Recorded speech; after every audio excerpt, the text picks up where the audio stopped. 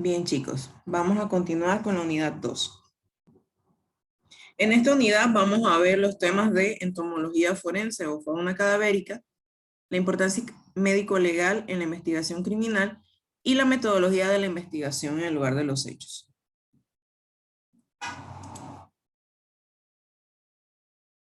Empezamos con la entomología forense.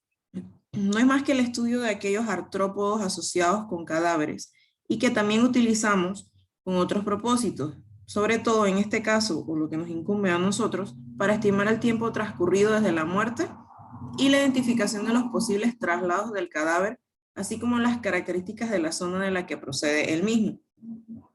Recordemos que, por decirles un ejemplo, si el clima es templado, como Boquete, Volcán, no van a existir los mismos insectos o artrópodos que acá en tierras bajas o, por ejemplo, en área de Azuero, que es súper caliente. Entonces esto nos va a ayudar a determinar si el cadáver fue movido y también nos va a ayudar con los aspectos de los fenómenos cadavéricos para poder determinar el intervalo postmortem. Recordemos que los episodios entomológicos por mortem se pueden resumir de muchas maneras. Hay muchos artículos en internet de estudios que se han realizado para determinar el orden en que aparecen tanto los insectos como los artrópodos, pero se conoce que lo primero que llega al cadáver, atraído por el olor, serían los dípteros, las moscas.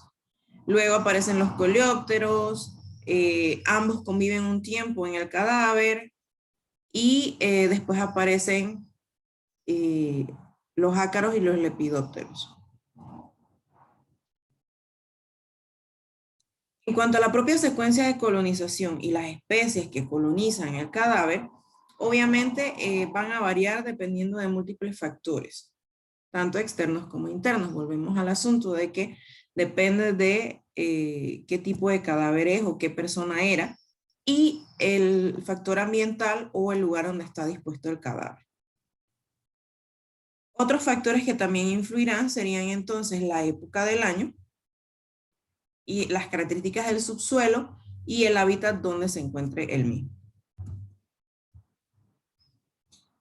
Hay una gran variedad de especies que se observan en el cadáver, sobre todo dependiendo de la fase de descomposición cadavérica en la que nos encontremos. Y obviamente el tiempo en el que este tipo de determinación, es decir, el intervalo postmortem según la fauna cadavérica, es mucho más fiable a partir de las 72 horas posteriores al fallecimiento. Recordemos que la fauna cadavérica es todo el conjunto de insectos que invaden sucesivamente un cadáver y que favorecen la descomposición hasta que llegamos a la parte de reducción esquelética. En total, según los estudios encontrados, hay 20 especies, las cuales a veces algunos investigadores las agrupan en 8 escuadras según el momento en que invaden el cuerpo. También hay que tener en cuenta que podemos utilizar dos métodos para determinar el intervalo postmortem utilizando los artrópodos. Podemos utilizar la edad y la tasa de desarrollo de las larvas y podemos utilizar la sucesión de artrópodos en la descomposición del cadáver. E incluso podemos utilizar ambas. Se pueden utilizar por separado o en conjunto, pero siempre hay que tener en cuenta el tipo de restos que estoy estudiando. Si todavía hay tejidos blandos, si todavía el cadáver está iniciando los fenómenos cadavéricos o si ya estamos ante una reducción esquelética incompleta o completa. En general se dice que en las primeras fases de la descomposición, las estimaciones del intervalo postmortem se van a basar en el crecimiento de una o dos especies, particularmente los dípteros o moscas. Ya en fases más avanzadas, se utiliza la composición y grado de crecimiento de la comunidad de artrópodos presentes en este cadáver y se va a comparar con patrones conocidos de sucesión y las condiciones más próximas de acuerdo al hábitat donde está el cadáver. Entonces, el único detalle es que si usted busca fauna cadavérica y la población o sucesión de poblaciones encontradas en un cadáver, no todos los autores van a coincidir en esta información. Este es un ejemplo del orden en que las faunas pueblan el cadáver. Primero que nada, las californianas, que son moscas, aparecen hasta el tercer mes, las sarcofagianas entre el primer y tercer mes, las demestianas del cuarto al noveno mes y las corinetianas del noveno al 12º mes. Posteriormente van a aparecer otras especies, las silfianas, las acarianas, las antrenes y las tenebrigíptinos que aparecen durante el tercer año de la descomposición del cadáver o el tercer año post-mortem. Entonces, como les mencionaba, esto va a depender más que nada del libro o el autor que utilicen para estudiar la fauna cadavérica, y esto entonces también es parte de los talleres que deben desarrollar. La importancia médico-legal en la investigación criminal. Recordemos que como otras ciencias, las ciencias forenses no cambian como tal su definición o su campo de trabajo. La esencia pericial no se va a modificar, lo único que vamos a hacer es adquirir conocimientos nuevos y aplicarlos al campo en el que estamos trabajando, además de aplicar las nuevas tecnologías en este campo. Los conocimientos que vamos a aportar al proceso de administración de justicia, obviamente mediante solicitud de una autoridad competente, van a estar bajo gravedad de juramento y debemos ser auténticos, específicos, especializados y entregar de manera oportuna. Tratar de no demorar los informes de investigación. Los servicios periciales que vamos a brindar, principalmente, recordemos que el campo privado no está muy desarrollado en el país, mientras que en otros países sí podemos ver que el sector privado trabaja prácticamente en conjunto o supervisando el trabajo que hace las oficinas de investigación, ¿no? En este caso, en nuestro país, el Instituto de Medicina Legal y Ciencias Forenses. Pero en nuestro país debemos tener en cuenta que nuestro trabajar, nuestro actuar y nuestros informes deben cumplir los requisitos contemplados en el artículo 406 del Código Procesal Penal. Hay un pequeño detalle, y es que con todos los avances, en teoría, relacionados con la administración de justicia, los peritos también deben acreditar, no solamente hacer un informe por hacer un informe. Usted va a estar en una posición en la que debe acreditar su certificación como perito, su idoneidad como perito, además de la experticia que tiene en esta materia que va a peritar o que va a realizar la investigación, y que debe tener en cuenta que va a estar sometido a disposiciones éticas y legales de acuerdo a la actuación, haciendo particular énfasis en el respeto a los derechos humanos. Entonces, de acuerdo a la solicitud emanada de las oficinas correspondientes, los peritos científicos deben comparecer ante audiencias programadas, donde van a ser interrogados y contrainterrogados de acuerdo al informe que usted elaboró y presentó.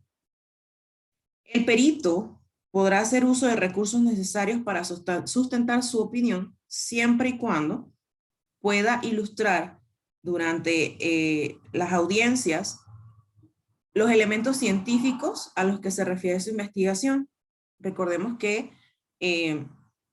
no todos los abogados saben de peritajes, no todos los testigos conocen ciertos términos. Cada profesión tiene una terminología específica.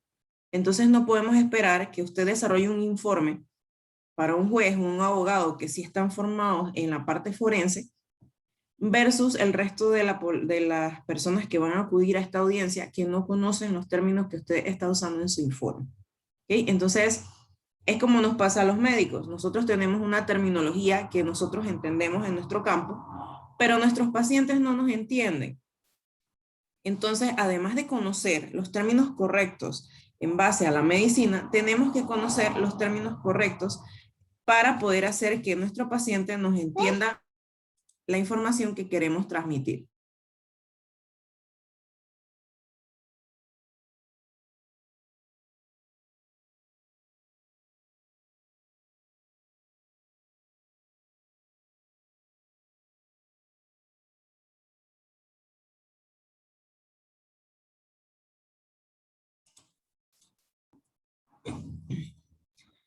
Entonces, también tenemos que tener en cuenta que como peritos debemos tener actualizados nuestros estudios, títulos, certificaciones o la idoneidad que nos hace expertos en una materia. Adicional a eso, debemos tener experiencia en el área que vamos a analizar. Debemos utilizar fundamentos técnicos científicos para analizar y al final dar nuestro informe. Técnicas e instrumentos utilizados deben estar vigentes y aprobados por la oficina en la que trabajamos. Debemos ser claros y exactos con las respuestas que vamos a dar y la consistencia y firmeza en nuestros argumentos.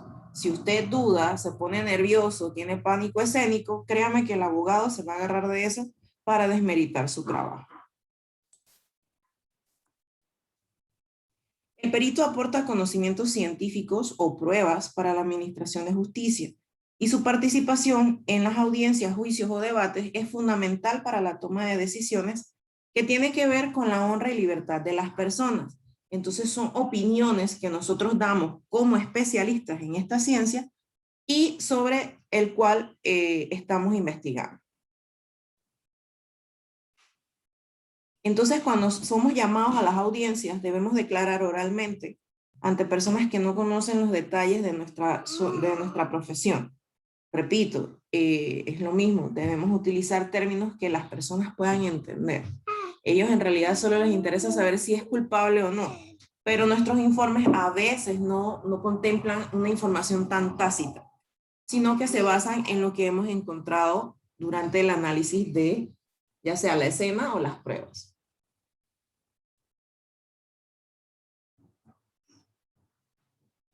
Ahora vamos a hablar un poquito sobre la metodología de la investigación del lugar de los hechos. Recordemos que hay protocolos a seguir durante la investigación, pero todos estos protocolos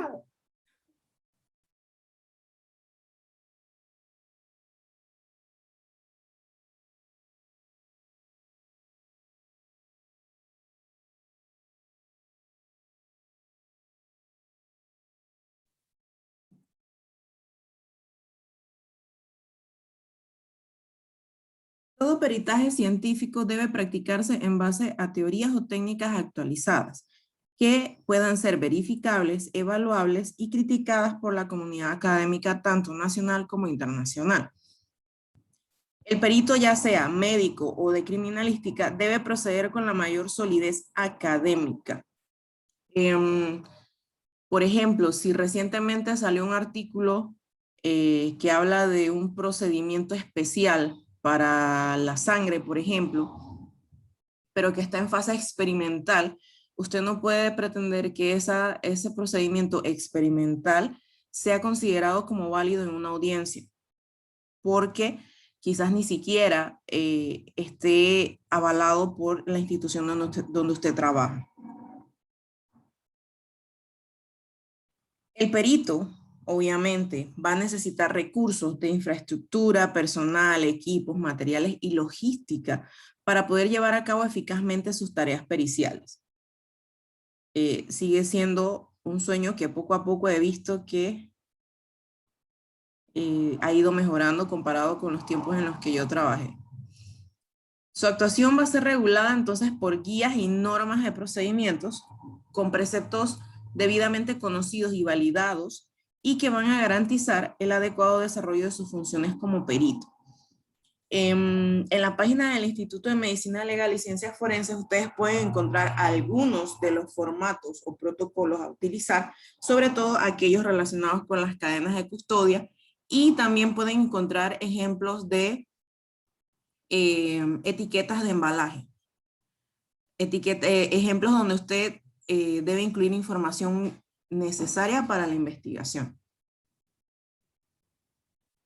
También existen formatos a manera interna de cada oficina para desarrollar los informes, sobre todo los informes de inspección del lugar de los hechos, informes de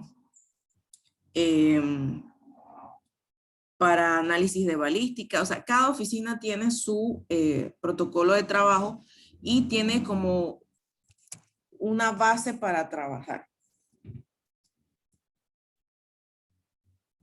Todas las guías y protocolos nos van a ayudar porque son referencias de nuestro trabajo diario y son instrumentos que nos ayudarán a evaluar eficazmente la gestión de calidad de los peritajes que vamos a emitir.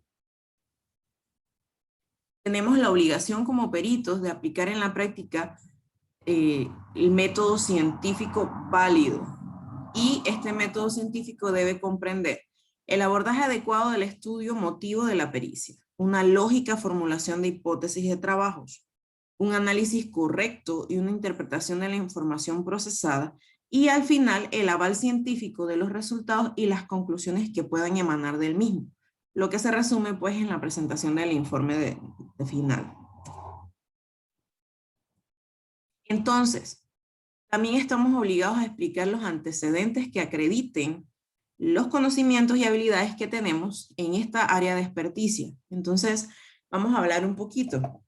Vamos a comparar el método científico que estamos viendo en esta imagen con los pasos a desarrollar durante la investigación de una escena. Dice que el primer paso del método científico es la observación. Cuando usted llega a una escena, usted debe tener una vista panorámica, debe acostumbrarse a hacer una vista panorámica. No estoy hablando de la fotografía forense, estoy hablando de usted como investigador. Usted viene en el vehículo y a medida que va acercándose a la escena, usted debe observar todo lo que está en la escena. Si está bien acordonada, si la distancia del acordonamiento es correcta, si hay suficientes unidades policiales, si hay muchos testigos o personas simplemente mirandas, como les llamamos, que están allí observando lo que está sucediendo. Debe plantearse un problema. Usted se le envía un oficio peritorio, usted más o menos ya sabe a qué se va a enfrentar en la escena de los hechos. ¿Ok? Entonces usted desde la oficina, cuando le indican que debe salir a realizar una investigación, usted ya debe irse formulando problemas, qué sucedió, cómo sucedió, quién lo hizo, quién lo ayudó, etcétera, etcétera. Entonces esto lo va a ayudar a formular hipótesis de trabajo, con las cuales usted va a tratar de buscar, por ejemplo, traspolándolo a la investigación de la escena, como el modus operandi, si fue una sola persona, si fueron varias personas, etcétera. Luego de esto, según el método científico, sigue la experimentación. Obviamente, entre hipótesis y la experimentación, usted como perito, a la hora de investigar, han pasado muchas cosas.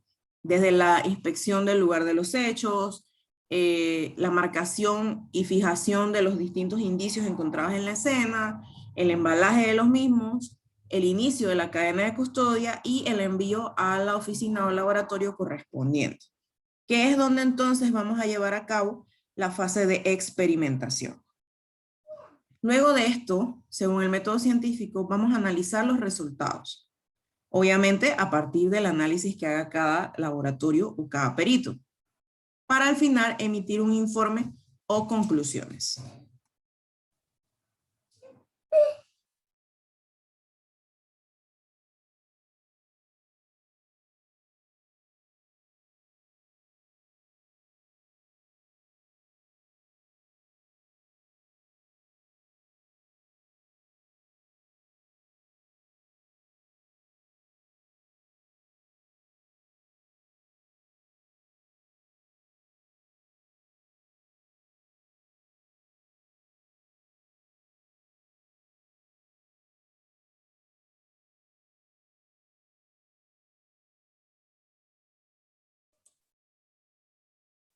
El perito también debe tener en cuenta que debe explicar los principios científicos probados que fundamentan sus conclusiones.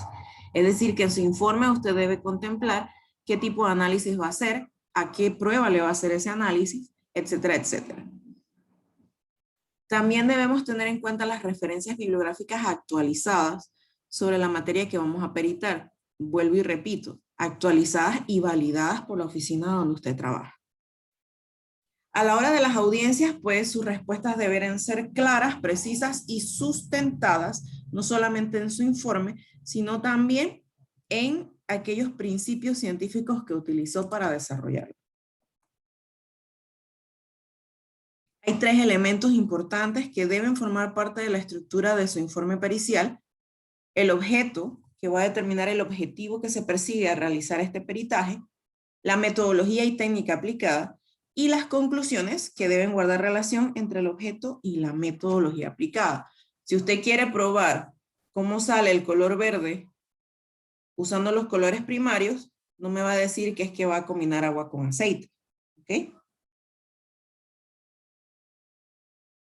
Más que nada los métodos de investigación y el método científico podemos resumirlos también o extrapolarlos, no solamente a los protocolos de actuación en una escena del delito, sino también extrapolarlos a los métodos de búsquedas de indicios dentro de esa escena que vamos a investigar. En esta imagen estamos mostrando algunos de los métodos de búsqueda de indicios dentro de una escena y estamos describiendo también en qué tipo de escena nos ayudaría más este tipo de búsqueda. ¿Okay? Cuáles implican menos trabajo pero igual eficacia, cuáles son más eficaces que otras, cuáles funcionan para ambientes cerrados o abiertos, entre otras características. Entonces todo esto está sustentado. No es solamente que yo quiero buscar de manera lineal los indicios, es porque está sustentado que funcionan mejor en situaciones grandes que están en exteriores y que, aunque implican una coordinación específica durante la investigación, y que también implican el hecho de que el perito debe estar experimentado en este tipo de búsqueda. Entonces, es como la manera de sustentar, o que ya alguien sustentó por ustedes, cómo voy a hacer una pesquisa de indicios dentro de una escena.